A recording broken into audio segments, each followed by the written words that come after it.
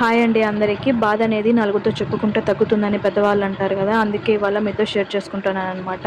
నేను ఎంతో కష్టపడి ఇటు ఫ్యామిలీని చూసుకుంటూ, అదేవిధంగా పిల్లల్ని యూట్యూబ్ రీల్స్ని చేసుకుంటున్నాను.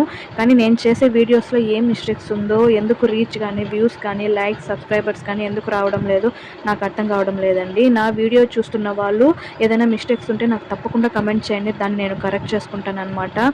దానికి తగిన విధంగా యూట్యూబ్ వాళ్ళు ఎన్నో మానిటైజేషన్ రూల్స్ అన్నీ తీసుకొని వచ్చి పెట్టేస్తున్నారండి. కొత్తగా ఛానల్ పెట్టి రన్ చేస్తున్న వాళ్ళ పరిస్థితి అయితే చాలా దారుణంగా ఉందన్నమాట. ఎంతో కష్టం అయిపోతుంది, రీచ్ రావడానికి చాలా టైం పట్టేస్తుందన్నమాట. సో వీడియో నచ్చిందంటే తప్పకుండా లైక్ చేసి సబ్స్క్రైబ్ చేసుకోండి ఛానల్ని.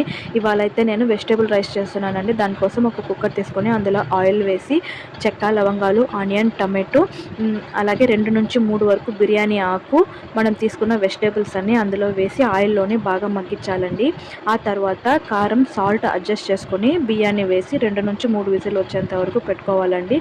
దీనికి కాంబినేషన్గా పెరుగు రైతా చేసుకుంటున్నాను. దానికోసం ఇక్కడ చూపిస్తున్నట్టుగా ఆనియన్, కొంచెంగా టమాటో, ఉంటే కీరా కూడా యాడ్ చేసుకోండి, బాగుంటుంది.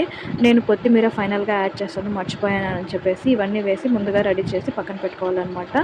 విజిల్ వచ్చిన తర్వాత తీసి చూస్తే చాలా బాగా వచ్చింది రైస్ అనేది. కొంచెం కారం తగ్గింది, ఎందుకంటే మా పాప కారం ఎక్కువ తింది కాబట్టి. పెద్ద పెద్ద ఛానల్స్నే కాకుండా ఈ విధంగా చిన్న ఛానల్స్ పెట్టి రన్ చేస్తున్న వాళ్ళకి కూడా కొంచెం సపోర్ట్ ఇవ్వండి. యూట్యూబ్ అనేది ఒక మంచి ప్లాట్ఫామ్ అండి, అందరికీ ఒక అవకాశం ఇచ్చి చూడాలా. Thank you for watching. వీడియోస్ని లైక్ చేసి తప్పకుండా సబ్స్క్రైబ్ చేసుకోండి. Thank you for watching. మరిన్ని కుకింగ్ వీడియోస్ మన ఛానల్లో చాలా ఉన్నాయండి. ఇంట్రెస్ట్ ఉండేవాళ్ళు ఒకసారి